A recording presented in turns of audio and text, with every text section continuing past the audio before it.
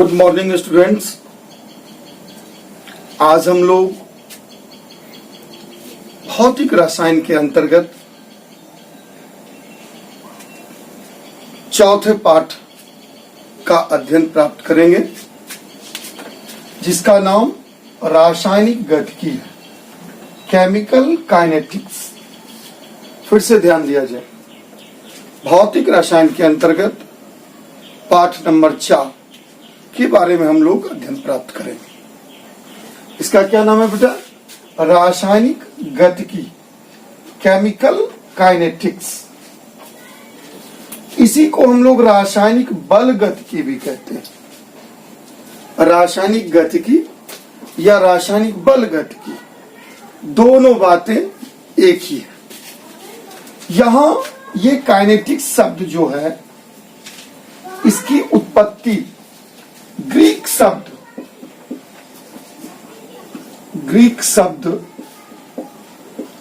Kinesis, Greek शब्द किससे हुई है? काइनेसिस, जिसका मतलब होता है गति। जिसका मतलब क्या होता है? गति। तो इस काइनेटिक्स की उत्पत्ति एक ग्रीक शब्द काइनेसिस से हुई है, जिसका अर्थ क्या होता है बेटा? गति।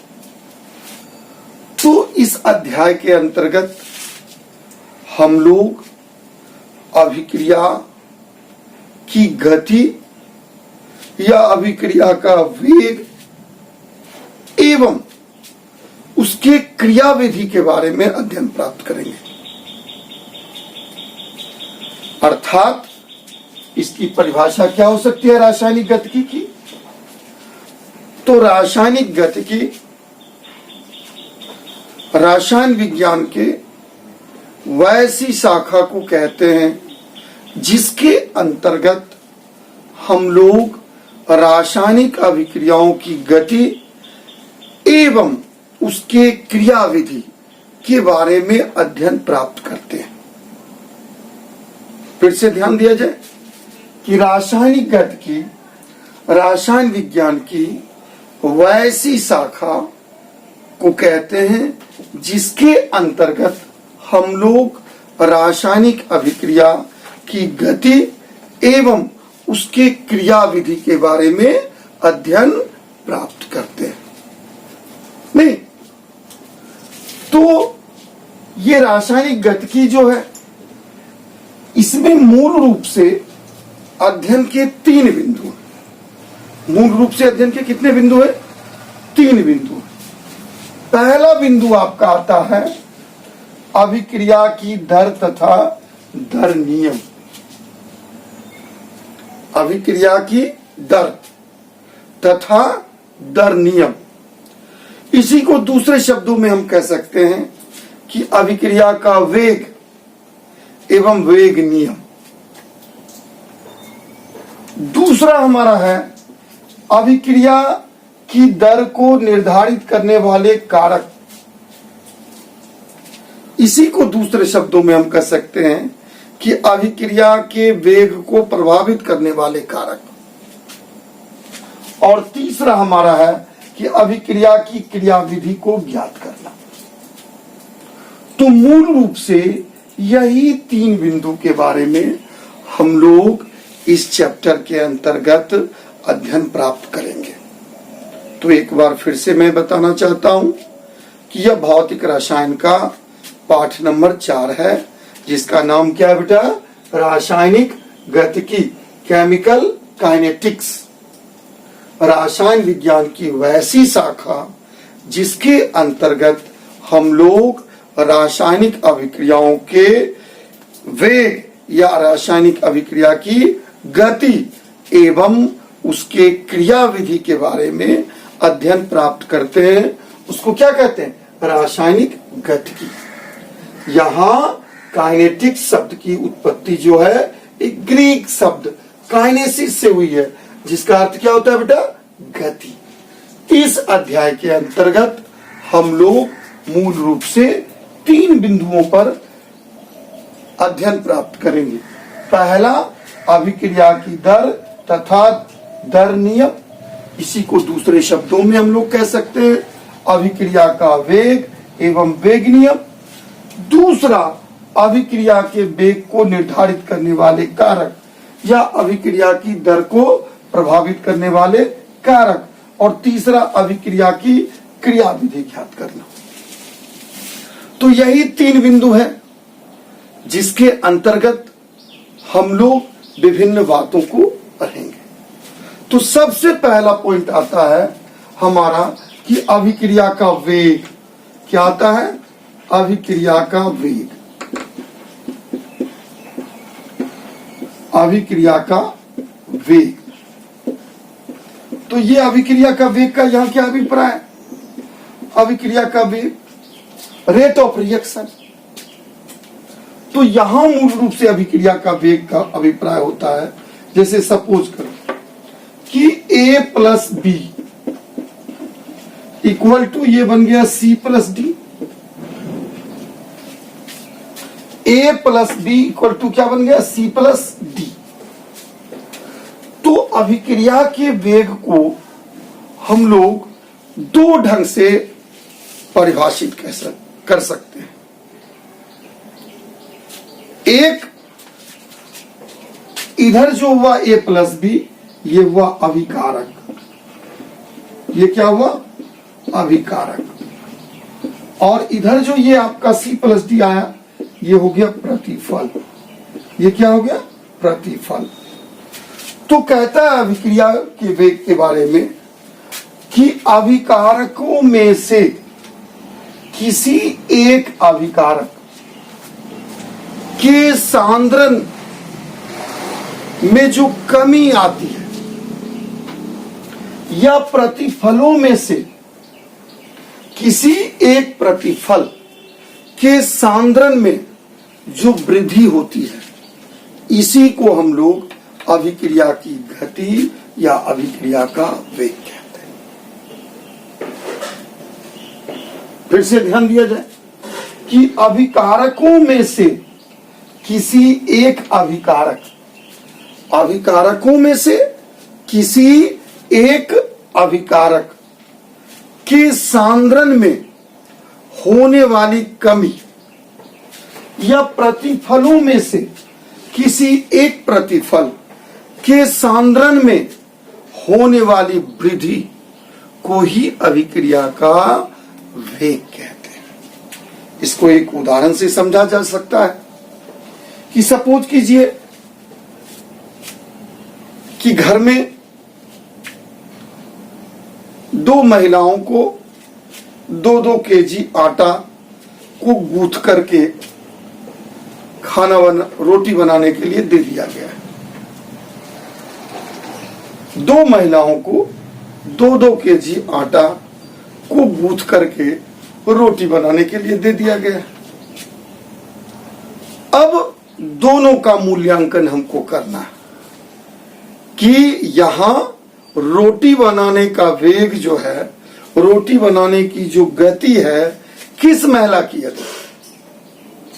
तो 2 अर्थों में हम इसको माप सकते हैं। एक अर्थ में क्या माप सकते हैं कि 2-2 केजी आटा गूंथ करके रोटी बनाने के लिए दिया। तो एक अर्थ में हम माप सकते हैं कि आटा किसके पास कम बचा है। नहीं, आटा किसके पास कम बचा। तो जिसके पास आटा कम बचा उसके अभिक्रिया की गति क्या है? तीव्र है। जिसके पास आटा अधिक बचा उसका अभिक्रिया का वेग क्या है? मंद है। इसी को दूसरे रूप में हम देख सकते हैं कि रोटी किसने अधिक बनाया, मात्रा में, संख्या में नहीं। यहां मात्रा की बात होगी। तो रोटी की मात्रा किसकी अधिक है? जिसकी रोटी की मात्रा अधिक होगी उसके अभिक्रिया का वेग अधिक होगा। जिसकी रोटी की मात्रा कम होगी उसकी अभिक्रिया का वेग कम होगा। तो दैट मीन्स क्या देख रहे हैं कि अभिकारक में जिसका सांद्रण घटा, जिसके सांद्रण में कमी हुई, प्रतिफल में उसके सांद्रण में वृद्धि होगी, और अभिकारक में जिसके सांद्रण की मात्रा जिसका सांद्रण अधिक है, प्रतिफल में उसका सांद्रण कम होगा। तो अभिक्रिया के वेग को हम लोग समझ गए नहीं कि किसी भी रासायनिक अभिक्रिया में भाग लेने वाले अभिकारकों में से किसी एक अभिकारक के सांद्रण में होने वाली कमी या किसी एक प्रतिफल के सांद्रण में होने वाली वृद्धि को क्या कहते हैं? अभिक्रिया का वेग। नहीं तो अभिक्रिया की जो दर है या अभिक्रिया का जो वेग है उसको हम लोग परिभाषित कर सकते हैं कि किसी रासायनिक अभिक्रिया में भाग लेने वाले अभिकारकों में से किसी एक अभिकारक के सांद्रण में होने वाली कमी या प्रतिफलों में से किसी एक प्रतिफल के सांद्रण में होने वाली वृद्धि को अभिक्रिया का वेग कहते हैं। कोई दिक्कत? अब आई बात कि अभिक्रिया जो होती है यह कितने प्रकार की होती है। तो यहां अभिक्रियाओं को कई रूपों में बांटा गया है। अभिक्रिया की दर के आधार पर, अभिक्रिया की दर के आधार पर अभिक्रिया जो होती है उसको 3 भागों में बांटा गया है। एक को हम लोग बोलते हैं तीव्र अभिक्रिया। तीव्र अभिक्रिया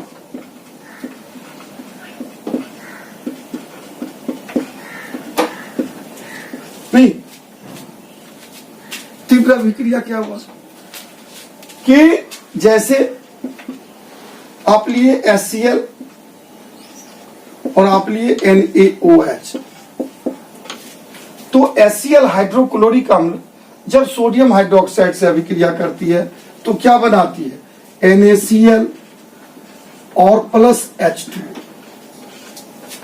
ये जो अभिक्रिया है ये तीव्र अभिक्रिया है। ये कैसी अभिक्रिया है? ये तीव्र अभिक्रिया है। नहीं तो एक अभिक्रिया होती है तीव्र अभिक्रिया। दूसरी अभिक्रिया जो होती है वह होती है मंद अभिक्रिया। मंद अभिक्रिया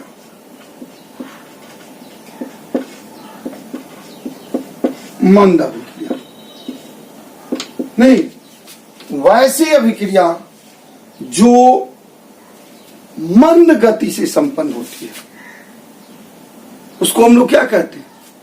मंद अभिक्रिया। तीव्र अभिक्रिया किसको कहेंगे? वैसी अभिक्रिया जो तीव्र गति से संपन्न होती है उसको क्या कहते हैं? तीव्र अभिक्रिया। तो मंद अभिक्रिया में हम क्या देख सकते हैं कि मंद अभिक्रिया में हम लोग ले सकते हैं कि C12H22O11, इसका जब हम जल अपघटन करते हैं, C12H22O11 का जब हम जल अपघटन करते हैं तो ये बनता है C6H12O6 प्लस C6H12O6। ये आपका चीनी हो गया, शुगर, और ये टूटा किसमें? ग्लूकोज में और फ्रुक्टोज में। तो यह जो अभिक्रिया हुई, यह कौन सी अभिक्रिया हुई? यह मंद अभिक्रिया नहीं, तो इसको हम लोग मंद अभिक्रिया कहते हैं। और तीसरा आता है आपका अति मंद अभिक्रिया। अति मंद अभिक्रिया, तो ये क्या हुआ?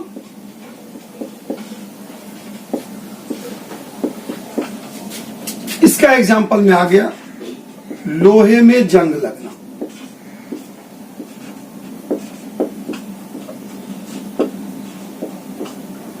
लोहे में जंग लगना। नहीं तो हमने क्या देखा? हमने देखा कि अभिक्रिया की दर के आधार पर जो अभिक्रिया होती है वो 3 प्रकार की। एक क्या होती है? तीव्र अभिक्रिया। दूसरा क्या होती है? मंद अभिक्रिया। तीसरा क्या होती है? अति मंद अभिक्रिया। तो तीव्र अभिक्रिया किसको कहेंगे? कि तीव्र गति से होने वाली अभिक्रिया को क्या कहेंगे? तीव्र अभिक्रिया। जैसे HCl NaOH के साथ अभिक्रिया किया तो NaCl और H2O बन गया। यह अभिक्रिया तीव्र गति से होने वाली अभिक्रिया है। मैग्नीशियम का फीता जो जलता है, गैस चूल्हा जो जलता है, नहीं, यह सब क्या हुआ? तीव्र अभिक्रिया। मैग्नीशियम के फीते का जलना, दहन में हम लोग कहते हैं इसको उद्दहन, तेज ज्वाला की लपटों के साथ जो जलता है। तो जो अभिक्रिया तीव्र गति से संपन्न हो उसको तीव्र अभिक्रिया कहते हैं। जो अभिक्रिया मंद गति से संपन्न हो उसको मंद अभिक्रिया कहते हैं। जब चीनी का जल अपघटन करते हैं तो यह अपघटित होकर के ग्लूकोज और फ्रुक्टोज में परिणत हो जाता है। और अति मंद अभिक्रिया कि जिस अभिक्रिया की गति बिल्कुल मंद हो, लोहा को हम खुली वायु में छोड़ देते हैं तो लोहा क्या करता है? वायु में उपस्थित नमी जो गैसें हैं उससे अभिक्रिया करता है। नहीं, अभिक्रिया करता है और अभिक्रिया करने के पश्चात क्या होता है? उसकी सतह पर एक भूरे रंग का पदार्थ जम जाता है जिसको हम लोग जंग कहते हैं, तथा इस प्रक्रिया को लोहे में जंग लगना कहते हैं। नहीं, पिछले चैप्टर में हमने बताया। तो ये लोहे में जो जंग लगना है यह अति मंद अभिक्रिया है। लोहे में जंग लगना क्या है? अति मंद अभिक्रिया है। तो हम लोगों ने आज क्या देखा? सबसे पहले देखा रासायनिक गतिकी क्या है। तो रसायन विज्ञान की वैसी शाखा, या कह सकते हैं भौतिक रसायन की वैसी शाखा जिसके अंतर्गत हम लोग रासायनिक अभिक्रिया की गति या वेग एवं उसकी क्रियाविधि के बारे में अध्ययन प्राप्त करते हैं, उसको हम लोग रासायनिक गतिकी कहते हैं। इस काइनेटिक्स शब्द की उत्पत्ति एक ग्रीक शब्द काइनेसिस से हुई है जिसका अर्थ गति होता है। इसके अंतर्गत हम लोग 3 बिंदुओं के बारे में विशेष रूप से अध्ययन प्राप्त करेंगे। एक, अभिक्रिया की दर तथा दर नियम। दूसरा, अभिक्रिया की दर को निर्धारित करने वाले कारक। तीसरा, अभिक्रिया की क्रियाविधि याद करना। अभिक्रिया की दर तथा दर नियम के आधार पर हम लोगों ने अभिक्रिया को 3 भागों में बांटा। पहला तीव्र अभिक्रिया, दूसरा मंद अभिक्रिया, तीसरा अति मंद अभिक्रिया। तीव्र गति से होने वाली अभिक्रिया को तीव्र अभिक्रिया कहते हैं, मंद गति से होने वाली अभिक्रिया को मंद अभिक्रिया कहते हैं, और अति मंद गति से होने वाली अभिक्रिया को अति मंद अभिक्रिया कहते हैं। इसके पहले हमने देखा कि अभिक्रिया का वेग तो अभिकारकों में से किसी एक अभिकारक के सांद्रण में होने वाली कमी या प्रतिफलों में किसी एक प्रतिफल के सांद्रण में होने वाली वृद्धि को अभिक्रिया का वेग कहते हैं। तो आज हम लोग इतना ही अध्ययन प्राप्त किए हैं। शेष बातें अगली क्लास में। Okay, bye bye.